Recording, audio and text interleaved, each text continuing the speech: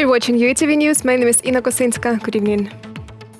The UN Climate Conference is one of the most important events for the world this year. President of Ukraine Volodymyr Zelenskyy told about this in a column for the Interfax Ukraine agency. The decisions that are prepared for agreement there can have a positive impact on the climate policy of all countries, he noted. And Ukraine supports programs designed to stop global warming pace. Forests restoration and protection should be an absolute priority. Ukraine has already started this work, and in 10 years the area of forests in our country will grow by 10 million hectares. Another important step that can be agreed now in Glasgow is a global initiative to reduce methane emissions. This is one of the most dangerous gases. There is enough scientific research to prove this. Alexei Reznikov is the most probable candidate for the post of the defense minister. This was confirmed by head of the Servant of the People party and its majority faction in the Ukrainian parliament.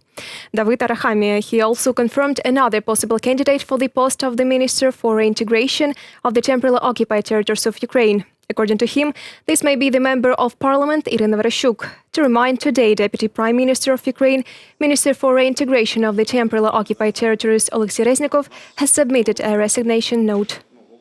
Mr. Reznikov, he has proven his professionalism, his diplomacy, and he has a very good reputation among international partners. Together with the NATO member states, we are carrying out reforms in order to fulfill our part of the obligations and be compatible with the NATO standards. Within the framework of this rotation, we appointed Vereshchuk, as we know that she can do this job professionally. Besides Vice Prime Minister of Ukraine, Minister for Strategic Industries Oleg Uruski has also resigned. This was announced by a representative of the government in the parliament, Taras Melnichuk. The Bayraktar drone changed the situation on the contact line. This was announced by Speaker of the Ukrainian delegation to the Trilateral Contact Group on resolving the situation in Donbas, Alexei Arestovich. According to him, the first case of using a drone by the Ukrainian armed forces has shown its effectiveness. Any Russian weapon, tank, multiple launch rocket system, mortars manipulated by the people who violate the Minsk agreements, they should understand that Bayraktar can appear, and this completely changes the rules of the game. All of them should now mind the probability of a drone. On October 26, the armed forces of Ukraine used the Bayraktar drone for the first time. Reconnaissance and strike unmanned complex blew up the cannon of the illegal armed groups. However, the contact line wasn't crossed. WAC-17 ammunition was presented by the Ukroboronprom state defense concern. It is designed for the automatic grenade launcher, which is used for close combat. For the first time in the history of independence, they will be produced in Ukraine at the Strostka Impulse plant in Sumy region. The advanced instant frag grenade has already been tested. The uniqueness of the system is in the new fuse and its reliability. In case of an emergency, when fired up to 10 meters, it will not explode. We know that there is a high need for such ammunition in the Ministry of Defense, and we know that this must be met, and we would like it to be met by domestic producers, not by importing ammunition. That is why today we can talk about finalizing, about documenting, and I'm sure that next year we will begin to supply our ammunition, which our military establishment needs strongly.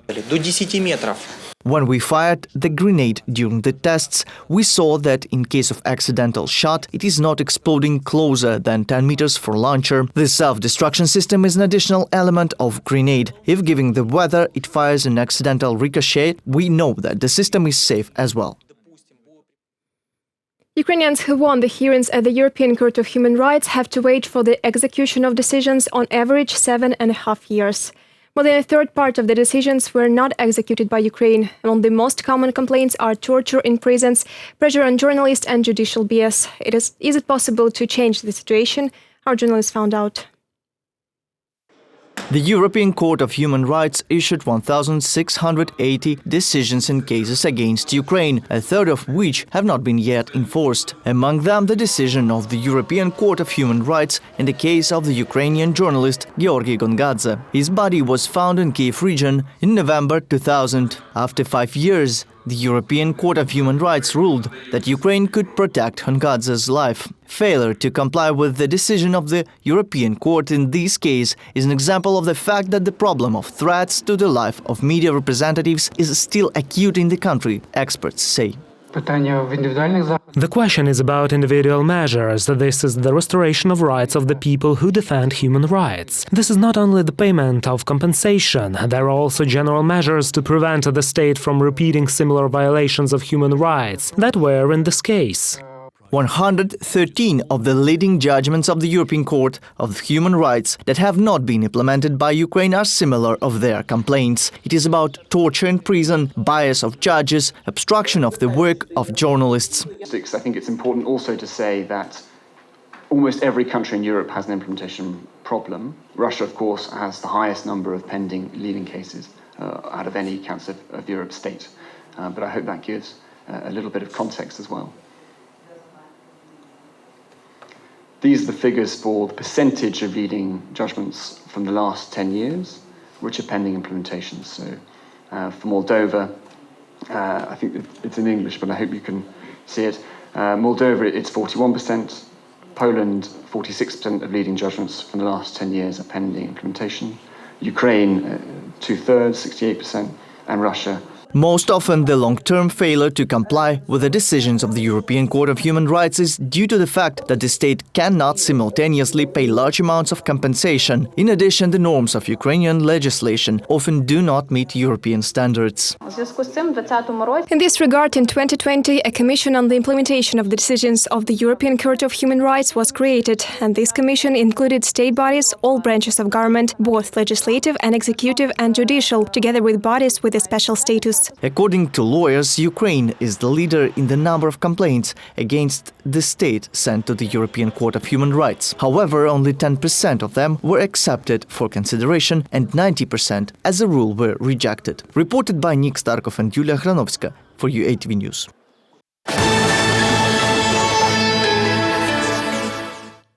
Over the past day, almost 14,000 new cases of coronavirus infection have been recorded in the country. More than 3,800 patients were hospitalized. 298 people died. Most of all new cases of infection were registered in Odessa, Kharkiv and Lviv regions. Meanwhile, over the past week, more than 740,000 Ukrainians got vaccinated, the Ministry of Health reports. To date, almost 7.5 million people have been fully vaccinated in Ukraine. More than 10,200,000 people received one dose. Ukrainians who have been immunized against coronavirus abroad can receive an international vaccination certificate. To do this, one should contact a family doctor with a document certifying the vaccination. The document will be in paper form. At the same time, there are some moments. If a person does not have a document confirming the fact of vaccination abroad, then the doctor will not be able to enter the data into the electronic healthcare system. On the basis of a document on vaccination abroad, a doctor can only issue a paper certificate of vaccination. A digital COVID certificate through the Diia application will not be generated. Getting a COVID certificate through Diia application has become easier. And now this does not require an electronic signature or face verification with a photo. According to the ministry, in order to obtain a certificate in the Diia application, one will need an ID card or biometric passport. Otherwise, one can do it through the Diia web portal. Generation of a certificate under the new regulations is already available in the latest update of the application. Breathe in deeply. In Lviv, 54-year-old Viktor Babi was discharged from the emergency hospital after lung transplantation. The man became the first patient in Ukraine who underwent such an operation. How does he feel now? Our journalist talked to him.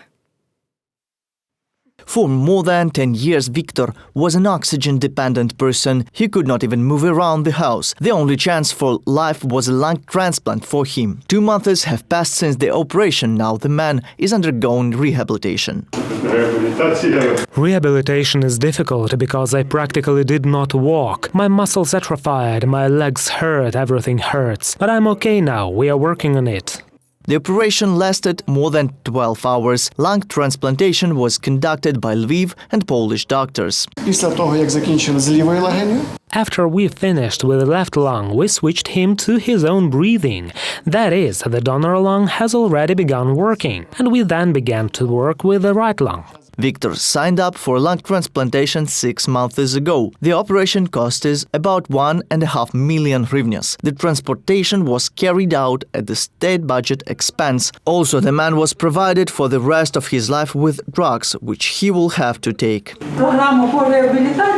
Rehabilitation program drags huge amount of money from patient. An ordinary family cannot pay it without the support of the Ministry of Health, without the support of some other services. One cannot survive on his own after transplantation. The donor was a 54-year-old man who died of a stroke. His relatives gave their consent to organ harvesting. His liver, heart and both kidneys were also extracted for transplantations. So in addition to Victor, several more people were saved. The patient's mother, Maria, dreams of meeting the donor family to thank them for saving her son. We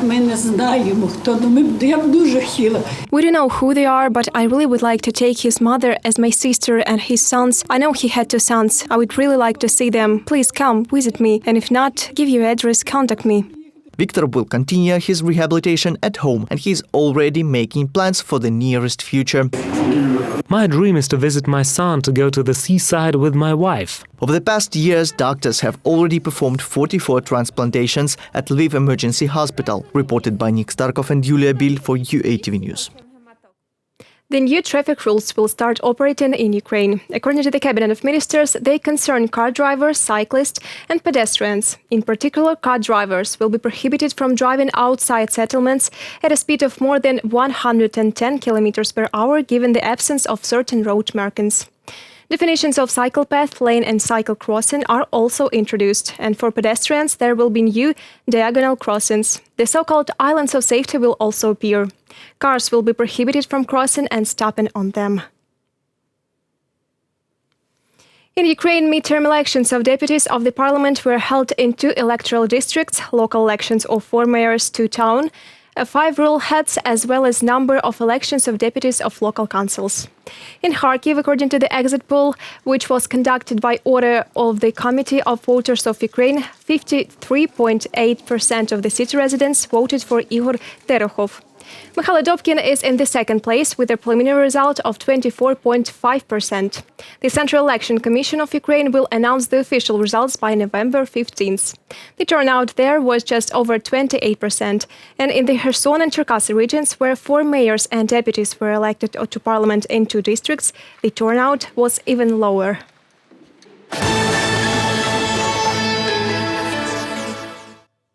In Kyiv, artists from mainland Ukraine and the occupied Crimea presented the project Crimea Third Dimension. It has already been presented in the Kherson region. In particular, 3 art objects were created in the regional center and 1 more at the Kalanchak checkpoint. Now the artworks are exhibited in the Crimean house in Kyiv. Our correspondents have also seen them. The installation Haytarma, The Return by Rustem Skibin will tell the audience about self-identity, national cultural codes and the impossibility of getting home. The roof is on the floor with this house. It forms a star. The traditional ornament is also in the Crimean Tatar symbolism. The goal is the light, knowledge, the accumulated experience of people. And in front there is a collective image of the road, the stairs, the railway, the way we returned. Nobody is an Island is another work that will be presented to the visitor. Melodies visualize the sound of waves, grass shells, the sounds of the Crimean nature. Our